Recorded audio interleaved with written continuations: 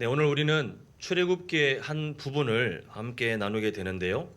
출애굽기 안에 담겨 있는 좀 큰 그림을 먼저 알고 들어가는 것이 우리에게 좀 유익할 것 같습니다. 출애굽기는 크게 두 가지 영적인 특징이 있습니다. 첫 번째가 뭐냐 하면 출애굽기 자체가 우리에게 마치 그 모델하우스가 뭔지 아시죠? 그죠? 어떤 집을 분양할 때에 그 집을 다 일일이 보기 힘드니까 그 집이 어떠한 모양으로 되어 있는지 모델하우스를 지어 놓으면 거기에 가서 이런 구조로 되어 있는구나라고 이해할 수 있는 그런 공간 아니겠습니까? 출애굽기가 우리의 구원에 대해서 이해할 수 있는 모델하우스로 하나님께서 우리에게 예시로 주셨습니다. 우리가 그래서 구원을 이해할 때에 하나님의 그 은혜를 이해할 때에 그냥 막연할 수도 있고 또 우리가 연약해서 잘 이해 못할 수 있는 그 부분을 좀 더 명확하게 알 수 있도록 출애굽기의 사건들을 통해서 우리에게 이해시켜 주시는 그 특징이 있습니다. 그러다 보니 사도 바울도 구원에 대해서 로마에서 설명할 때 이 출애굽기의 그림을 가지고 와서 설명할 정도로 우리에게 아주 분명한 그런 특징을 갖고 있습니다. 두 번째가 뭐냐 하면 하나님과 하나님의 백성, 이제 우리의 그 언어로 말하면 하나님과 그의 자녀들과의 관계가 어떠한지를 잘 알려주는 그런 특징도 두 번째 특징이 있습니다. 이런 말이 있는데요. 구원은 어떤 사건이 아니라 하나님과의 관계다라는 말이 있습니다. 우리 한번 같이 화면 보시고 함께 읽어보겠습니다. 시작. 구원은 어떤 사건이 아니라 하나님과의 관계다. 네, 우리가 구원을 이해할 때 자꾸 어떤 사건으로 이해하려고 해요. 그러다 보면 하나님이 갖고 계신 구원에 대한 그 마음, 우리 교회의 핵심 가치는 우리가 자나 깨어 있으나 뭐 더우나 추우나 항상 하나님의 마음을 밝히 알아가는 것이 우리의 가장 중요한 목표라고 우리가 함께 동의했고 또 그 삶을 살아가고자 훈련하고 있는데, 구원에 담겨 있는 하나님의 마음을 이해할 때 구원을 어떤 사건, 어떤 일어난 사건으로만 딱 생각하면 하나님의 마음을 완전히 반토막 내고 우리가 오해할 여지가 충분합니다.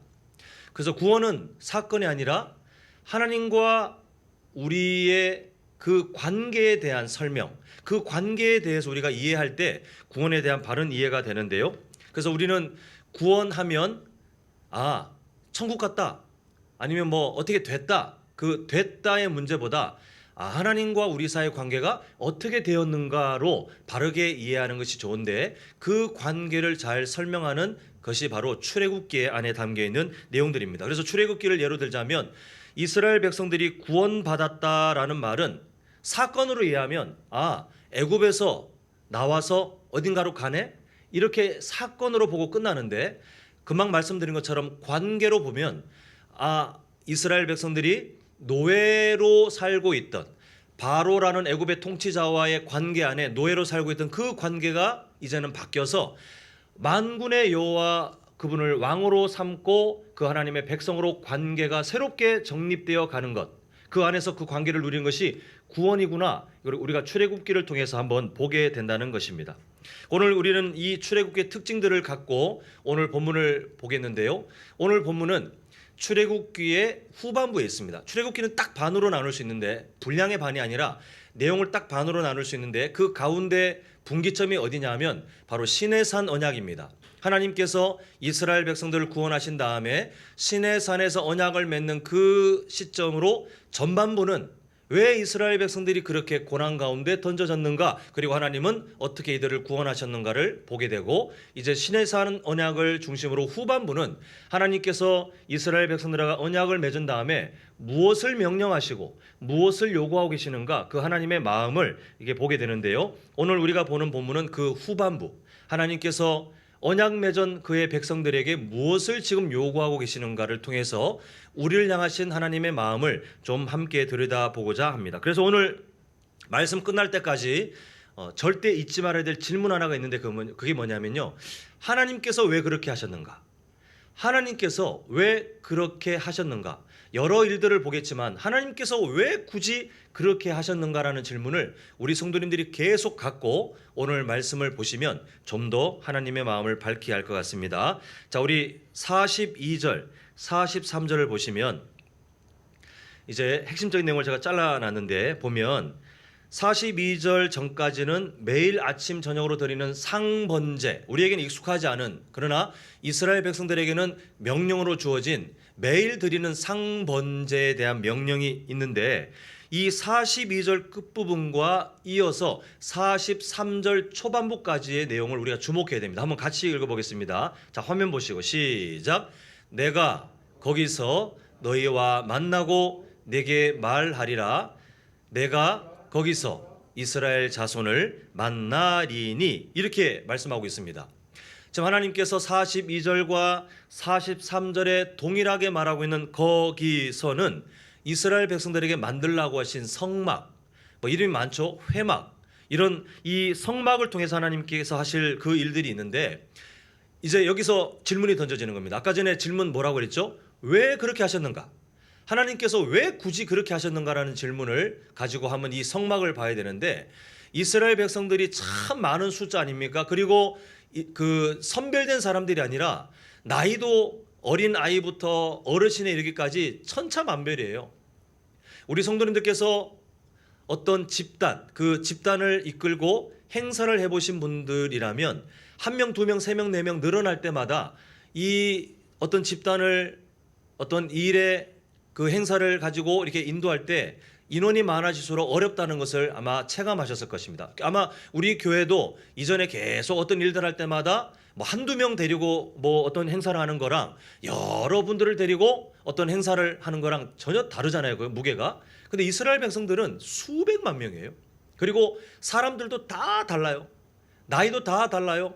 그러다 보니 이 이스라엘 백성들이 하나님의 마음을 가지고 명령을 받고 광야를 행진하는 것은 우리는 쉽게 받아들이지만 이게 보통 어려운 일이 아닙니다. 그런데 그 번거롭고 어려운 광야를 전진하는 일도 어려운데, 하나님께서는 왜 굳이 아주 세밀하게 이런 재료로, 이런 규격으로, 이런 방법을 통해서 성막을 만들고 그것을 또한 이런 방법으로 관리해서 거기서 이렇게 하라 이렇게 하라, 왜 굳이 그렇게 번거로운 일을 만들게 하셨는가? 또 그렇게 번거로운 명령을 주셨는가? 그 이유가 뭐냐면 42절 끝과 43절 처음, 우리가 지금 화면으로 보고 있는 그 말씀이에요. 내가 거기서 너희와 만나고 싶어서, 내가 거기서 이스라엘 자손을 만나고 싶어서, 이게 하나님께서 성막을 만들게 하셨고 관리하게 하신 하나님의 그 간절한 소망이었습니다. 우리가 누군가의 삶을 들여다볼 때 그 사람의 선택을 보면 알 수 있어요. 아무리 미사역으로 나는 이런 삶이요, 이런 사람이요, 나는 이런 인생을 살고 있어라고 그 사람이 아무리 자기를 꾸며 본들, 간단해요. 그 사람이 지난 인생 가운데 어떤 선택을 하고 살았는지를 딱 보면 그 사람이 뭘 중요하게 생각하고 또 뭘 가장 사모하며 살았는지를 들여다볼 수 있어요. 우리 성도님들도 마찬가지 아닙니까? 지금 다 이 자리에 다양한 인생을 살고 계시는데, 우리가 멀끔하게 머리를 감고 세수하고 또 여성분들은 화장을 하고 옷을 단정하게 입고 와 있지만, 지난 우리의 삶의 선택은 우리가 바꿀 수 없어요. 근데 그 선택들이 사실은 우리를 설명하는 재료들입니다.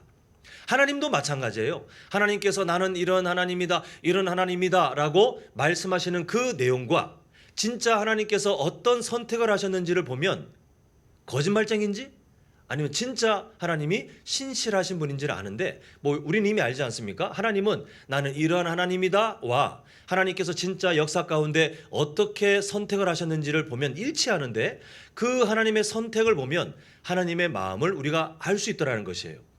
오늘 본문도 마찬가지 아닙니까? 하나님께서 내가 너희들에게 이렇게 하고 싶다, 그래서 내가 너희에게 이걸 명령한다, 이걸 부탁한다, 이렇게 해야 된다라고 하시는 그 하나님의 선택들을 보니 하나님의 간절한 소망은 딱 하나예요. 너희들과 함께 있고 싶어. 너희들과 만나고 싶어.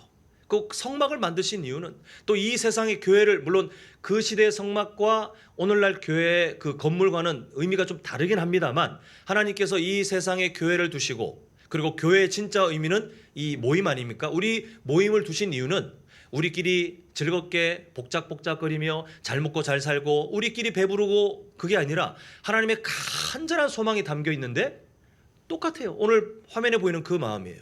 내가 그 교회 모임을 통해 너희들을 만나고 싶어. 내가 이 주일 오전 예배를 통해서, 주일 오후 예배를 통해서, 앞으로 있을 소그룹 모임을 통해서 또 새벽 예배, 수요 예배 그 모임마다 내가 너희들을 만나고 싶어라고 하는 하나님의 간절한 마음이 이스라엘 백성들에게도 오늘 살고 있는 우리에게도 그대로 되어지는 것을 보게 되는데요.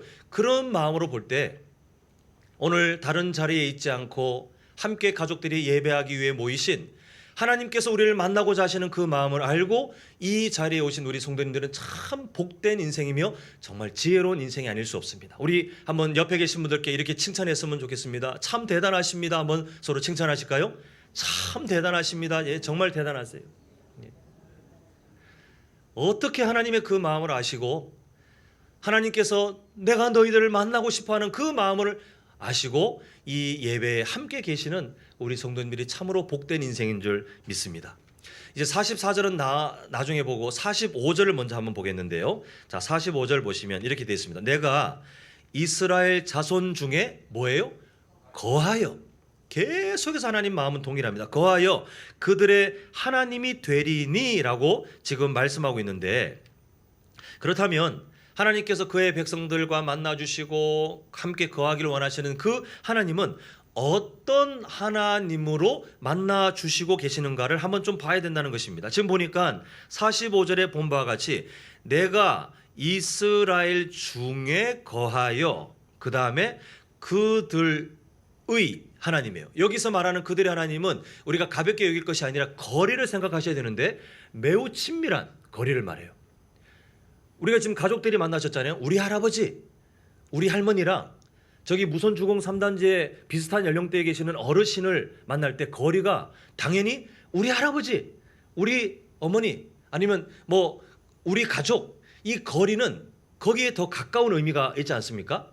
하나님도 마찬가지예요. 내가 너희들의 하나님이 된다는 것은 그냥 어떤 추상적인 의미가 아니라 진짜 친밀한 관계, 그 거리를 말하는데 여기서 거하여라고 하는 그 말은 있잖아요. 아마 제가 이해하는 바로는 오늘 또 추석 명절을 맞이해서 우리 가족들이 오셔서 함께 예배하고 계시는데 다음 주에 계시겠습니까? 제가 아는 바로는 다 떠나실 거예요. 아마 오늘이든 아니면 내일이든 다 떠나실 거예요.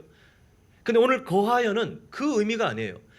우리가 하나님께서 우리에게 오신다는 것은 왔다가 적당한 시간 지나고 안녕 하고 떠나시는, 우리 그 명절에 아니면 특별한 날에 가족들이 오시지만 계속 같이 계시지 않고 떠나잖아요. 결국은 손님이에요, 손님. 그 손님의 의미로 오셔서 뭔가 하긴 하지만 방문자로 있다가 적당한 시간이 되면 떠나는 것이 아니라 거하여는 함께 살고 함께 생각하고 함께 대화하고 진짜 함께 동거하는 그 가족의 의미예요. 하나님께서 너희들 중에 거하여 너희들과 친밀한 하나님이 되리니, 이 약속이 바로 45절에 되어 있는데 이게 누구에게 주어지고 있는 약속이냐 하면 이스라엘 백성들이 직전까지 어떤 삶이었습니까? 430년이 훨씬 넘는 그 긴 시간 동안 압제를 당하는데 우리는 되게 가볍게 생각할 여지가 있습니다만 어떤 정도의 압제냐면 우리가 출애굽기 초반부에 보면 이스라엘 백성들은 자신의 자녀들을 애굽 사람들이 잡아다가 죽여도 아무렇게도 저항하지 못했던 그 극심한 고통 가운데 그런 압제를 당했던 사람이에요. 그저 노예네. 그저 좀 일이 좀 힘드네. 무슨 군대 아들들이 가 있으면 거기에서 이게 제약을 받잖아요. 그런 거와 같은 고통을 넘어서는 정말 극심한 고통을 대를 이어 수백 년 동안 이었던 그 사람들. 자신의 생각, 자신의 정체성을 어떻게 해석하냐 하면 나는 노예지 뭐.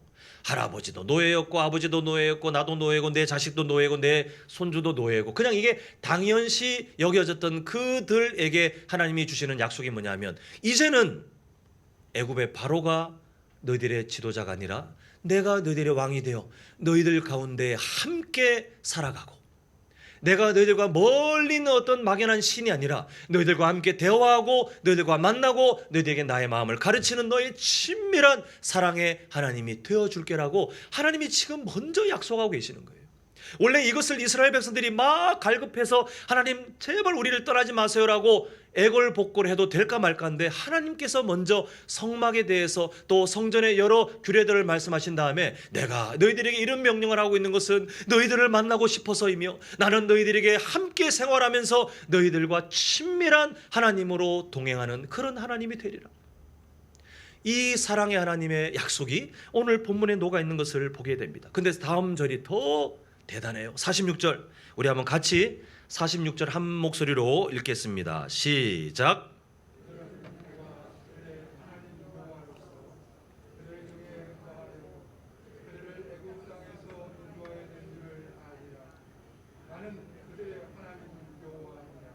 자, 46절은 간단한 문장으로 말하면 그들이 알 거야, 알게 되리라, 반드시 알게 될 거야 라고 하는 하나님의 말씀이 있는데 뭘 알게 될 것이냐가 중요하다는 것입니다.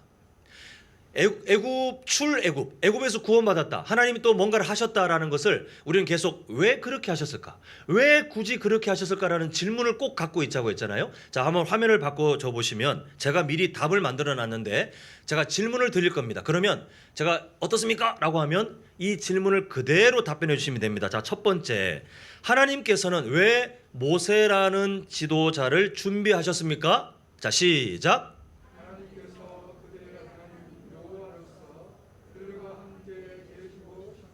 네, 다른 답이 없어요. 이걸 위해서 모세라는 사람을 미리 준비하셨어요. 자, 다음 질문입니다. 그러면 하나님께서는 왜 모세를 통해서 기적들을 베푸셨습니까? 자, 시작.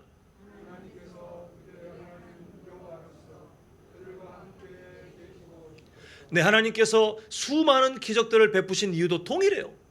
뭘 원하시는 겁니까? 이스라엘 백성들을 적당히 당근과 채찍처럼 훈련하고 이렇게 뭐 쥐락펴락하다가 나중에 뭔가 얻어내고 이러게 아니라 그냥 목적은 딱 하나. 내가 너희들과 함께 있고 싶어서, 내가 너희들과 함께 살고 싶어서. 자, 마지막 질문입니다. 이게 중요한 질문인데요. 왜 하나님께서는 이스라엘 백성들을 구원해 주셨습니까? 자, 시작.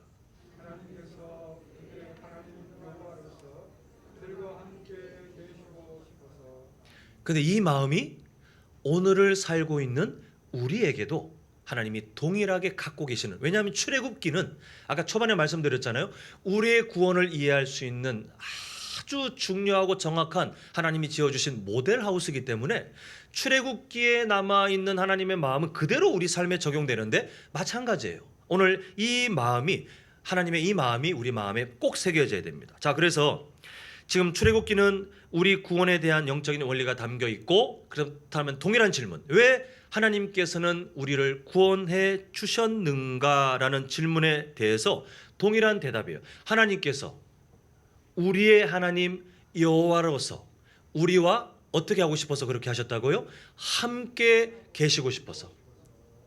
하나님께서 약속하신 그 임마누엘의 하나님, 내가 너희와 함께 하리라 하셨던 그 임마누엘의 하나님이 정말 어떠한 분인지 우리에게 그 사랑, 그 관계, 그 친밀함을 알게 해 주시려고 하나님께서 선택하신 방법이 뭡니까? 과거에 이스라엘 백성들을 구원할 때는 하나님께서 10가지 재앙을 통해서 구원하셨다면 하나님께서 우리를 구원하실 때 기꺼이 선택하신, 선택을 보면 그 마음을 알 수 있다겠는데, 하나님은 우리 성도님들과 함께 계시고 싶어서 망설이지 않고 영원 전부터 계획을 세우시고 그리고 반드시 실현하셔서 우리에게 적용하신 그 일은 바로 독생자 예수 그리스도를 우리 대신 십자가에 달려 저주를 당하여 죽게 하시고, 그리고 3일 만에 살리신 이후에 그 생명을 우리에게 그대로 전가시키셔서 우리가 생명을 누리는 사람이 되게 하신 그 하나님의 방법은 딱 하나예요. 우리와 함께 있고 싶었어요. 오늘 우리는 이 하나님의 마음을 절대 잊지 말아야 됩니다. 왜 하나님께서는 우리 성도님들과 그렇게 함께 계시고 싶습니까? 명절마다 부모님들은, 뭐 우리 성도님들의 가정에도 해당되는지 모르겠지만, 명절마다 부모님들은 가족을 그리워해요. 자녀들을 그리워해요. 손주를 그리워해요. 그래서 그 자녀들이, 손주들이 언제 오니, 언제쯤 도착하니, 마음으로는 아이고 이번에 저기 참 시간도 없는데 왜 내려오니? 근데 그 안 내려오면 안 내려도 되는데 이거 다 거짓말이잖아요. 그죠? 부모님들은 그 마음이 조금 있지만 진짜 더 큰 마음은 너희들 보고 싶은데, 너희들 만나고 싶은데, 너희들 만나면 참 기쁜데, 이게 부모님들이 갖고 계시는 마음이잖아요. 그 하나님께서 너희들과 함께 있고 싶어가 그 마음일까요?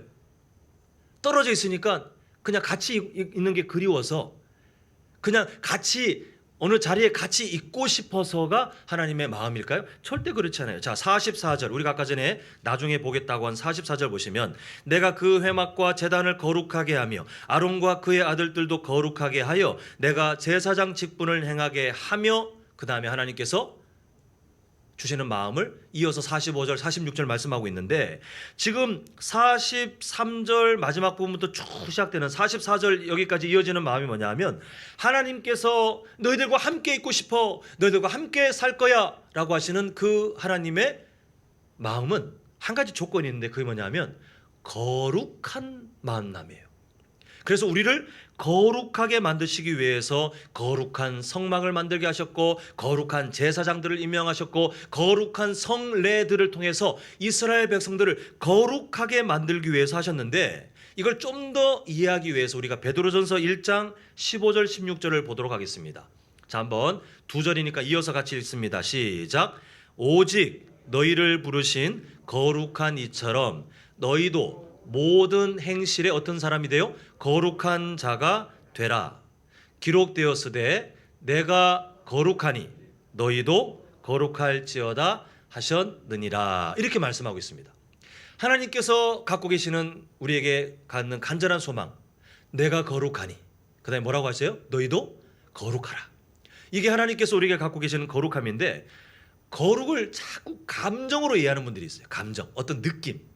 내가 오늘은 뭔가 찬양이 좀 되고, 내가 오늘 기도하는데 뭔가 눈물이 찔끔 나고, 오늘 말씀 듣는데 오늘 평상시보다 졸리지도 않고, 오늘 뭔가 귀에 들어오고, 나 오늘 좀 거룩한 사람 같아. 거룩은 느낌이 아니에요.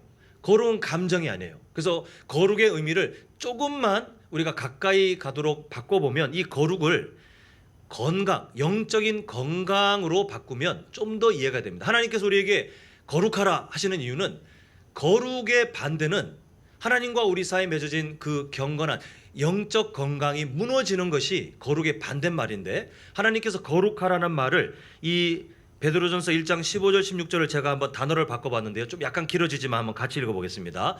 자, 읽겠습니다. 시작. 오직 너희를 부르신 영적으로 건강하신 분처럼 너희도 모든 행실에 영적으로 건강한 자가 되라.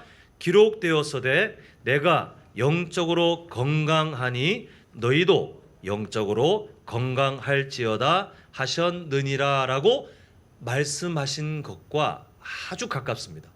그 지금 하나님께서 이 이스라엘 백성들에게 주시는 그 은혜들을 보면, 지금 그냥 되어지는 것이 아니라 하나님께서 이스라엘 백성들을 거룩한 상태로 만들어 가시기 위해서 함께 계시겠다는 거예요. 이스라엘 백성들이 어떤 땅을 약속받았습니까? 하나님이 구별하신 가나안 땅을 약속받았는데, 거기에는 정체성이 정해져 있어요. 그곳에서는 하나님의 백성으로, 거룩한 사람으로 살아가야 되고, 그것을 위해 이스라엘 백성들은 광야를 행진하면서 거룩한 하나님의 백성으로 진행해야 되는데, 이게 그냥 되는 것이 아니라 하나님이 함께 계셔야 이스라엘 백성들은 거룩한 사람, 영적으로 건강한 존재가 되기 때문에 하나님께서는 이걸 이루시기 위해서, 내가 너희들과 함께 있고 싶어, 너희들과 함께 있어야 너희들이 거룩한 사람이 되기 때문에 나는 너희들과 계속해서 함께 살아갈게.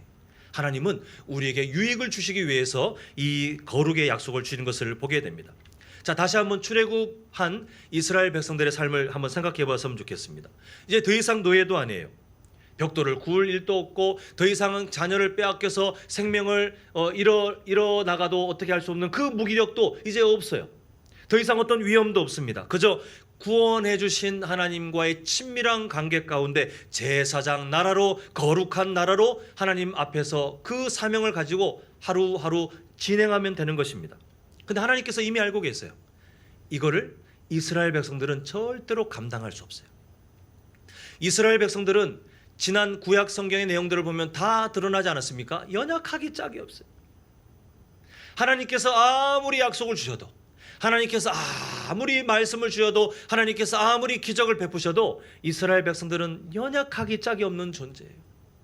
이걸 아셨기 때문에 하나님께서는 그들을 그냥 두지 않으시고 함께 계시면서 그들의 연약함 가운데 오히려 하나님의 은혜를 더하시는 것을 보게 됩니다. 그러다 보니 출애굽기의 시작부터 계속해서 보면 하나님은 일부러 연약한 사람들을 불러다 사용하세요. 그게 딱 이스라엘 백성들의 모습이에요. 하나님께서 이스라엘 백성들의 그 자녀들에게 위험이 닥칠 때에 연약한 히브리 산파들, 그 얼마 되지 않는 사람들의 삶을 통해서 하나님이 역사하셨어요. 하나님께서 모세를 불러서 지도자로 삼으시지만 나중에 성경을 읽어보시면 모세가 연약하기 짝이 없어요. 저는 모세를 볼 때마다 위로가 돼요. 저런 사람도 하나님이 쓰시는데, 저렇게 연약하기 짝이 없는 하나님의 마음을 정말 지겹도록 이해하지 못하는 그런 사람도 하나님께서 사용하시는데, 하나님, 저에게 희망이 있습니다. 이런 저는 위로를 받아요. 하나님께서 그 연약한 모세를 통해서 이스라엘을 구원하신 것처럼 더 넓게 보면 이스라엘 백성들, 연약하기 짝이 없는 그들을 통해서 하나님께서는 아브라함에게 주셨던 그 비전, 내가 너에게 민족을 만들고 내가 그 민족을 통해서 나의 복을 전하리라, 이 일을 만들어 가시는데 사실 이스라엘 백성들은 이 일을 감당할 자격이 전혀 없다라는 것입니다. 근데 이스라엘 백성들이 연약할 때마다 하나님은 그 연약한 자리에 하나님의 은혜를 주셨어요.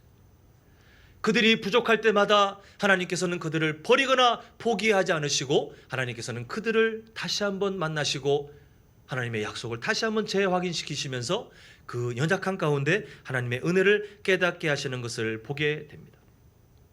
오늘 우리와 함께 계시는 그 하나님이 마찬가지. 오늘 설교 제목이 바로 그 내용을 담고 있습니다. 우리가 이 세상을 살아가며 오늘 참 거룩한 사람으로 살기 위해서 예배 자리에 오신 성도님들 참 복되지만, 저를 포함하여 우리 모두에게 있는 공통된 점이 뭐냐 하면 다 약해 빠졌어요. 아니요 목사님, 저는 얼마나 강인한 심정을 갖고 있는데 저는 지금까지 제가 결단해서 한 번도 어겨본 적이 없습니다 라고 자신 있게 말하실 분이 계실지 모르겠지만, 저는 단언컨대 그분조차도 약해요. 사람으로는 강해 보일지 몰라도 우리는 하나님 앞에 완전할 수 없는 연약한 사람이에요. 하나님께서 우리를 구원하셔서 우리에게 거룩한 나라가 되라, 제사장 나라가 되라, 내가 너희들을 구원했으니 그 사랑을 사람들에게 전하라 말씀하셨지만, 사실 우리는 감당할 수 없는 연약한 사람들이에요. 지금 여기에 어린아이부터 인생의 많은 일들을 겪은 어르신까지 계시는데, 철이 든다는 것은 우리의 연약함을 더 알아가는 사람이에요. 어릴수록 나는 다 알 것 같아요. 젊음의 패기는 좋지만 그러나 자신의 한계를 깨닫지 못하고 막 살아가는 사람들이 어린 사람들의 특징, 철없는 사람들의 특징 아닙니까? 그런데 인생을 배워가면서 겸손해지고 더 다듬어지고, 세상 사람들은 딱 여기서 멈추지만 우리 성도님들처럼 하나님의 말씀을 아는 사람들은 그걸 더 넘어 내가 얼마나 부족한 존재인지, 내가 지금 아무런 일이 없는 것처럼 살고 있지만 그러나 지금도 앞으로도 나는 얼마나 연약한 존재인지를 아는 사람들이 정말 성숙한 사람들인데, 근데 그 연약함을 알 때 하나님께서는 우리에게 뭐라고 하시냐면, 너의 연약함 가운데 나의 은혜를 부어주리라. 하나님께서 그렇게 약속하고 있어요. 하나님께서 우리에게 임마누엘의 하나님으로 동행하신다는 것은 무슨 해결사처럼 우리가 살다가 하나님 이거 저 좀 치워주시오, 저기 장애물이 있는데 좀 해결해 주시오, 이런 하나님이 아니시지 않습니까? 하나님께서는 우리의 연약함과 우리의 인생의 그 사명의 자리, 그 광야와 같은 인생길을 걸어갈 때 참으로 넘어질 만한 일들이 많고, 때로는 우리가 지난 삶을 돌아보면 얼마나 실패의 자리들이 많고 하나님 앞에 실수한 일들이 참 많습니까? 근데 하나님께서는 그 자리마다 오히려 우리를 더 만나주시고 우리와 함께 손을 잡아주시고 우리가 낙심하지 않도록 하나님의 마음을 깨달아 지금까지 살게 하셨고요. 그리고 우리는 더 확실한 소망이 있는데, 그 하나님의 은혜는 앞으로도 계속해서 되어질 것을 우리는 믿고 있어요. 그래서 우리에게 변치 않는 소망이 뭐냐면, 하나님께서 오늘 본문을 통해서 이스라엘 백성들에게 주신 그 마음이 뭐냐면 지속성을 드러내고 계세요. 사용된 단어들을 보면 하나님의 약속들은 어느 정도 가다가 언제든지 사라질 수 있는 약속이 아니에요.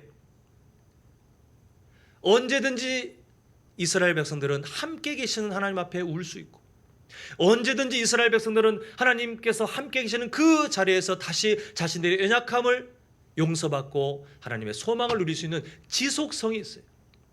갑자기 내일 사라지지 않아요. 확실해요.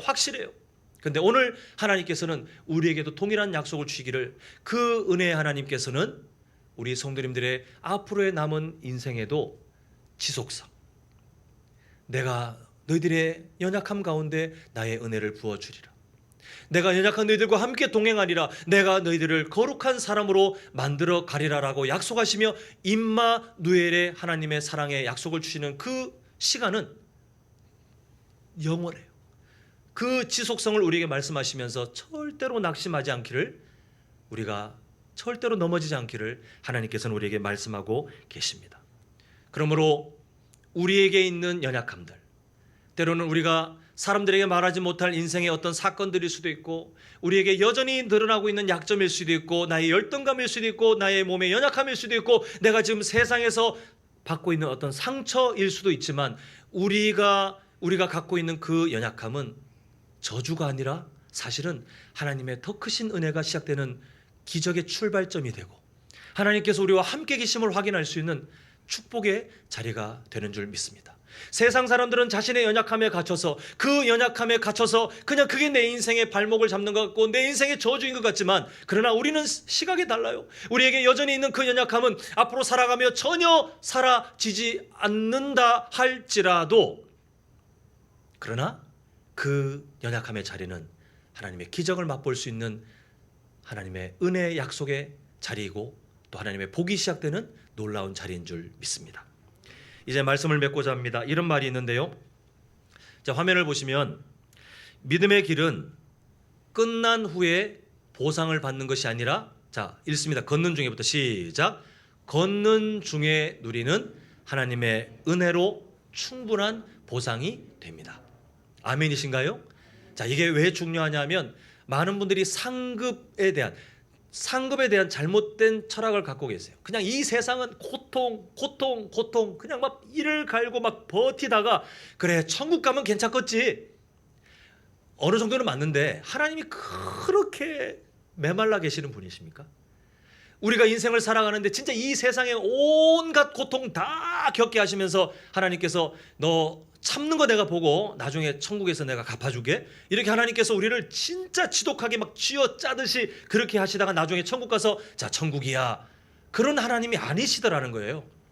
이스라엘 백성들이 그러지 않습니까? 가나안 땅에 도착해서 그때 드디어 하나님께서 자 그동안 너희들 고생했지, 이제 그동안 못 누렸던 은혜를 누리라 하신 것이 아니고, 하나님께서는 가나안 땅 가는 동안에 계속해서 하나님의 은혜를 깨닫게 하셔요. 계속해서 연약할 때마다 부족할 때마다 하나님께서는 이스라엘 백성들에게 그 때를 따라 돕는 은혜로 함께 하시는 것을 보게 되는데, 그게 믿음의 길의 보상인 줄 믿습니다. 우리 성도님들, 주님께서 부르시는 그날까지 우리는 이 땅에 허락된 수명을 살아가며 그냥 사는 것이 아니라 하나님의 사명자로 살아갈 때 참 수고하실 거예요. 참 힘들 거예요. 세상 사람들보다 더 우리는 고민해야 되고, 더 우리는 조심해야 되고, 우리는 더 많은 것들을 포기해야 될지도 모르겠습니다. 그러나 하나님의 은혜는 나중에 천국 가서 그때 맛보는 것이 아니라, 그 인생의 걸음마다 우리가 연약할 때마다, 우리가 부족할 때마다 세상 사람들이 누릴 수 없는 하나님의 준비된 그 은혜로 우리를 갚아주시고 우리를 위로하실 텐데, 바라기는 그 하나님의 은혜, 우리의 연약한 자리마다 체험되는 그 은혜가 우리 성도님들에게 능력이 되고 기쁨이 되고 소망이 되고, 그리고 세상을 살아갈 충분한 위로와 보상이 될 수 있기를 간절히 소망합니다. 기도하겠습니다.